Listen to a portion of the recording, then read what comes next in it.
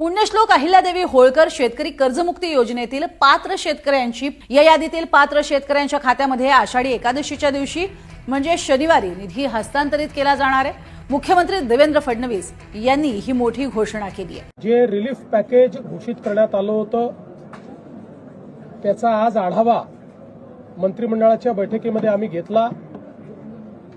आतापर्यंत या अंतर्गत 8,000 कोटी रुपये हे रिलीज झालेले आहेत। जवळपास 40 लाख शेतकऱ्यांच्या खात्यांमध्ये पैसे पोचलेले आहेत। आज मंत्रिमंडळाच्या बैठकीत अजून 11,000 कोटी रुपये रिलीज करण्याला मान्यता देण्यात आली, कारण हे बजेटमधले पैसे नसल्यामुळे याला विशेष बाब म्हणून मान्यता देण्यात आली। आता हेही पैसे पुढच्या 15 दिवसांमध्ये शेतकऱ्यांच्या खात्यापर्यंत पोहोचवण्याचे आदेश आम्ही दिलेले आहेत। आत्ता जो काही निधी गेलेला आहे हा वेगवेगळ्या जिल्ह्यांमध्ये वेगवेगळ्या पद्धतीने गेलेला आहे।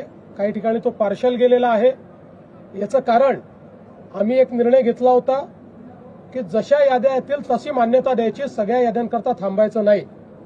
शेतकऱ्यांचे एकूण मदती पॅकेज जाहीर केलेलं आहे त्याची किती टक्के अंमलबजावणी असं आहे की जे थेट शेतकऱ्यांच्या खात्यात जाणार आहे ते जवळपास 21,000 कोटी रुपयाचं पॅकेज आहे। त्यापैकी मी सांगितलं 8,000 कोटी हे आम्ही ऑलरेडी रिलीज केलेले आहेत। 11,000 कोटी आज रिलीज करण्याकरता दिलेले आहेत आणि 1,500 कोटी रुपये स्वतंत्रपणे आम्ही रिलीज करतो। त्यामुळे ते पूर्ण जेवढं पॅकेज आहे ते सगळं रिलीज करतो। त्यामुळे माझा अंदाज असा आहे की पुढच्या 15 ते 20 दिवसांमध्ये पूर्णपणे शेतकऱ्यांच्या खात्यामध्ये हे पैसे जातील। 90% आम्ही शेतकरी हे पुढच्या 15 ते 20 दिवसात कव्हर करायचा प्रयत्न करू। 10% तरी देखील लागतील, कारण काहींच्या अकाउंट्समध्ये प्रॉब्लेम आहेत, काहींच्या रेकॉर्ड्समध्ये प्रॉब्लेम आहेत, काही ठिकाणी मल्टिपल होल्डिंग आहे, तेही सॉल्व्ह करण्याचा प्रयत्न चाललेला आहे। आता याच्यामध्ये निधीची कुठलीही कमतरता उरलेली नाही। फक्त आपण एक समजून घेतलं पाहिजे की याची प्रोसेस आहे, त्या प्रोसेसमध्ये 2 वेळा याद्या व्हॅलिडेट कराव्या लागतात। कारण जसं कोणी पात्र सुटू नये तसंच कोणी अपात्र किंवा जो एलिजिबल नाही त्याच्या खात्यामध्ये पैसे जाऊ नये याकरता याच्यात मोठ्या प्रमाणात आपल्याला त्याचं रिव्हॅलिडेशन करावं लागतं।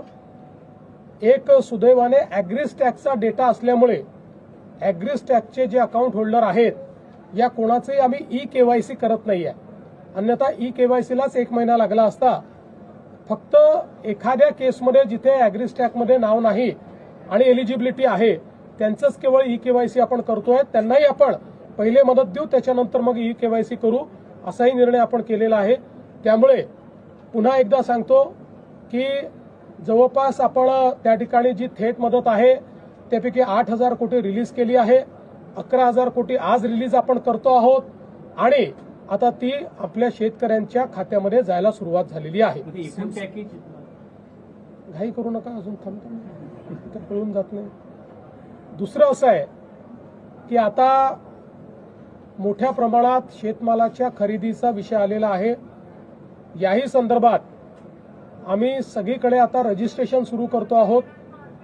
रजिस्ट्रेशनचं कारण आपल्याला माहिती आहे, आपण ही पद्धत याकरता सुरू केली की पूर्वी जर रजिस्ट्रेशन केलं नाही तर व्यापारीच शेतकऱ्याचा माल विकत घेऊन कमी पैशाने विकत घ्यायचे आणि सरकारला जास्त पैशाने विकायचे, आणि म्हणून आता आपण शेतकऱ्यांचं रजिस्ट्रेशन घेतो आणि मग त्यांचा माल रजिस्ट्रेशन नंतर खरेदी करतो।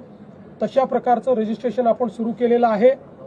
शेतकऱ्यांना माझी विनंती आहे की शेतकऱ्यांनी रजिस्ट्रेशन करावं। व्यापारी जर हमी भावाप्रमाणे तुमचा माल खरेदी करत असेल तर जरूर व्यापाराला विका, पण हमी भावापेक्षा कमी भाव जर व्यापारी देत असतील आपल्या खात्यामध्ये हमी भावाप्रमाणे आपल्याला पैसे मिळतील। तर या संदर्भातली सुरुवात देखील संपूर्ण राज्यामध्ये आपण केलेली आहे। यासोबत आज सोलापूर, तुळजापूर, धाराशिव ही जी आपली रेल्वे मार्ग आहे याच्या सुधारित आराखड्याला मान्यता देण्यात आलेली आहे। जवळपास 3,295 कोटीच्या आराखड्याला मान्यता दिली आहे। 50% पैसे यातले राज्य सरकार देणार आहे, 50% केंद्र सरकार देणार आहे। यामुळे मोठ्या प्रमाणात या ठिकाणी धाराशिव जिल्ह्याला तर फायदा होणारच आहे, पण आपल्याला माहिती आहे की जे काही धार्मिक पर्यटन आहे, रिलिजियस टुरिझम आहे, कारण तुळजापूर आणि पंढरपूर हे दोन्ही आपल्याकरता अत्यंत महत्त्वाचे सेंटर्स आहेत आणि त्या दृष्टीनं सोलापूर जिल्हाच एकूण अशा प्रकारे जोडला गेल्यामुळे त्याचा फायदा होणार आहे, यालाही आज मान्यता दिली आहे. राज्याचे दिवंगत नेते अजितदादा पवार साहेबांची जयंती आहे आणि जयंतीच्या निमित्तानं आणि राज्याचे मुख्यमंत्री देवेंद्र फडणवीस साहेबांचा पण वाढदिवस आहे. ते एक औचित्य साधून त्या शेतकऱ्यांना कुठं, कारण ह्या दोघांचा, मी एकनाथ शिंदे साहेब, सुनीता रवणींचा पण आहे, पण या दोघांचा या कर्जमाफीच्या मध्ये दोघांचा खूप मोठा वाटा होता आणि दोघांनी खूप त्यामध्ये, तिघांनी, एकनाथ शिंदे साहेबांनी पण यामध्ये सगळ्यांनी खूप त्यामध्ये स्वतः त्यामध्ये लक्ष दिलं होतं आणि त्याप्रमाणे शेतकऱ्यांची कर्जमाफी ही आपल्याला माहिती दिली जाणार आहे. आणि कदाचित आमच्याकडे आता इन्कम टॅक्सच्या याद्या, ज्या शेतकरी भरणाऱ्या शेतकऱ्याची याद्या सरकारकडे प्राप्त झालेल्या आहेत, त्यामुळं कदाचित प्राथमिक स्वरूपामध्ये कदाचित 22 तारखेला दादांच्या जयंतीच्या निमित्तानं मुख्यमंत्री महोदयांचा, देवेंद्र फडणवीस साहेबांचा वाढदिवस आहे, या निमित्तानं काही याद्या देता येतील का, यादी जाहीर करता येतील का, हाही प्रयत्न आमचा चाललेला आहे. पण मी आपल्या माध्यमातून सगळ्यांना सांगतो, शेतकऱ्यांना सांगतो की 30 जुलैपूर्वी ही शेतकऱ्यांना कर्जमाफीची रक्कम ही शेतकऱ्यांच्या बँक खात्यामध्ये, कर्ज खात्यामध्ये वर्ग केली जाईल. तुम्ही केंद्र शासनाच्या डेटा संदर्भात बोलत होतात की आयकर संदर्भातला डेटा आम्ही मागवलेला आहे. असे किती शेतकरी आहेत जे यातून बाद होऊ शकतात? आणि आता ह्यातनं बाद होण्यापेक्षा आज आपल्याकडे यादी समोर, आता यादी आपल्याकडे 1-2 दिवसापूर्वी काल परवा प्राप्त झालेली आहे. ते आता संपूर्ण यादी पाहून असं मी डेटा म्हणण्यापेक्षा आता आपल्याला आपल्याला ज्याची गरज होती, आता आपली गरज भागलेली आहे, त्या बाबतीमध्ये डिटेल आपल्याला पुढे भविष्यामध्ये आपल्याला 4-2 दिवसामध्ये आपल्याला समजेलच. परंतु आता ती यादी आपल्याकडे आलेली आहे, त्यामुळे आता कुठलीही आपली अडचण राहिलेली नाहीये. आता आपण त्या याद्या काय ठराविक उद्या आपल्याला बघू, उद्या उद्या त्या याद्या आपण त्या हे करतोय, काय ठिकाण काही प्रायोगिक म्हणण्यापेक्षा तो थोड्या प्रायोगिक ठराविक तेवढ्या आपण उद्या प्रसिद्ध करण्याचा प्रयत्न आपला उद्याच्या तारखेचा आहे.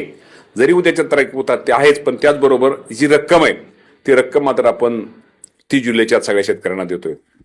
शेतकरी संघटनांना ज्या प्रामुख्यानं मागण्या केल्या होत्या त्यामुळे आता नक्कीच बदल झाले असतील आणि यादीमध्ये कर्जमाफी घेण्याचा लाभ घेणाऱ्या शेतकऱ्यांची वाढ झाली असेल. तो किती आहे आणि एकूण आकडे किती आहे? साधारणतः आता प्राथमिक अंदाज तर सगळे प्राथमिकच आहेत किंवा थोडे हे, की साधारणतः आपल्या सगळ्यांना माहिती आहे की म्हणजे साधारणतः 3 ते 4 हजार कोटी रुपयाची वाढ ह्यामध्ये निश्चित प्रकारे होईल, कारण 2019च्या जो आकडा आहे शेतकऱ्यांचा तो वाढ होईल. साधारणतः ही 36,585 कोटी रुपये आणि प्लस साधारणतः 3,800 का 4,000च्या आसपास आकडा, प्राथमिक अंदाजा आकडा जाईल. साधारणतः 40,000 कोटीपेक्षा जास्त रक्कम ह्या कर्जमाफीसाठी शासन माझ्या शेतकरी बांधवांना देणार आहे. आणि शेतकऱ्यांची संख्या मात्र 56 लाखाच्या आसपासच संख्या शेतकऱ्यांची थोडीफार पुढे राहील आणि शेतकऱ्यांच्या संख्येमध्ये जास्त बदल होत नाही, पण रक्कम मात्र कर्जमाफीची रक्कम वाढते. खरं तर मी शेतकऱ्यांना पुन्हा सांगतो की दादांची जयंती, मुख्यमंत्री साहेबांचा, देवेंद्र भाऊंचा वाढदिवस आहे. खरंच खूप मोठा निर्णय ह्या शेतकऱ्यांसाठी आपल्या घेतलेला आहे, कारण काही आता कुठली समोर आपल्या निवडणूक नाहीये. निवडणूक नसताना सुद्धा आणि सरकारची आर्थिक परिस्थितीची अडचण असताना सुद्धा माझ्या शेतकऱ्यांच्या हितासाठी, अडचणीत आलेल्या शेतकऱ्याला मदत करण्यासाठी हा जो निर्णय महायुती सरकारने घेतलेला आहे, निश्चित प्रकारे राज्याचा कृषी मंत्री म्हणून म्हणण्यापेक्षा एक शेतकऱ्यांचा मुलगा म्हणून मी निश्चित प्रकारे या सर्वांचे आभार मानतो. राज्यातील शेतकऱ्यांसाठी अत्यंत महत्त्वाची अपडेट समोर आलेली आहे. पुण्यश्लोक अहिल्यादेवी होळकर शेतकरी कर्जमुक्ती योजनेअंतर्गत लाभार्थी यादी आणि निधी वितरणाबाबत मोठी माहिती समोर आलेली आहे. मिळालेल्या माहितीनुसार कर्जमाफीची प्रक्रिया अंतिम टप्प्यात असून पात्र शेतकऱ्यांच्या याद्या टप्प्याटप्प्याने तयार केल्या जात आहेत. शासनाकडून याद्यांची पुनर्पडताळणीचे काम सुरू असल्यामुळे कोणताही पात्र शेतकरी वंचित राहू नये आणि अपात्र व्यक्तीला लाभ मिळू नये यासाठी विशेष काळजी घेतली जात आहे. मुख्यमंत्री देवेंद्र फडणवीस यांनी सांगितले की शेतकऱ्यांसाठी जाहीर करण्यात आलेल्या मदत पॅकेजपैकी मोठ्या प्रमाणावर निधी हा मंजूर करण्यात आला असून काही निधी अगोदरच वितरित झाला आहे. उर्वरित निधी सुद्धा लवकरच शेतकऱ्यांच्या खात्यामध्ये जमा केला जाणार आहे. सरकारच्या म्हणण्यानुसार अनेक जिल्ह्यांमध्ये निधी टप्प्याटप्प्याने वितरित होत आहे. काही ठिकाणी बँक खाते, जमिनीची नोंद, मल्टिपल होल्डिंग किंवा इतर तांत्रिक कारणांमुळे विलंब होत आहे. या सर्व त्रुटी दूर करण्याचे काम प्रशासनाकडून सुरू आहे. तसेच ज्या शेतकऱ्यांची माहिती ॲग्रीस्टॉकमध्ये उपलब्ध आहे त्यांच्यासाठी प्रक्रिया अधिक जलद करण्यात आलेली आहे. आवश्यक त्या प्रकरणांमध्ये ई-KYCची अट लागू केली जात असल्याचेही त्यांनी सांगितले आहे. या दरम्यान सहकार मंत्री यांनी कर्जमाफीच्या लाभार्थी याद्यांबाबत प्रक्रिया सुरू असल्याचे सांगितले असून अंतिम लाभार्थ्यांच्या खात्यामध्ये निधी वर्ग करण्याचे उद्दिष्ट जुलैच्या अखेरीस पूर्ण करण्याचा प्रयत्न करण्याचे नमूद केले आहे. सर्वात महत्त्वाची सूचना म्हणजे सोशल मीडियावर फिरणाऱ्या कोणत्याही लाभार्थी यादीवर विश्वास ठेवण्यापूर्वी ती संबंधित जिल्हा प्रशासन, बँक किंवा शासनाच्या अधिकृत माध्यमातून पडताळून बघा. शासनाकडून अधिकृत यादी प्रसिद्ध झाल्यानंतरच ती अंतिम मानावी. अशा शेतकरी योजनांच्या अचूक आणि ताज्या अपडेटसाठी आमच्या चॅनलला सबस्क्राईब करा. चला तर भेटूया नवीन व्हिडिओमध्ये नवीन अपडेटसह.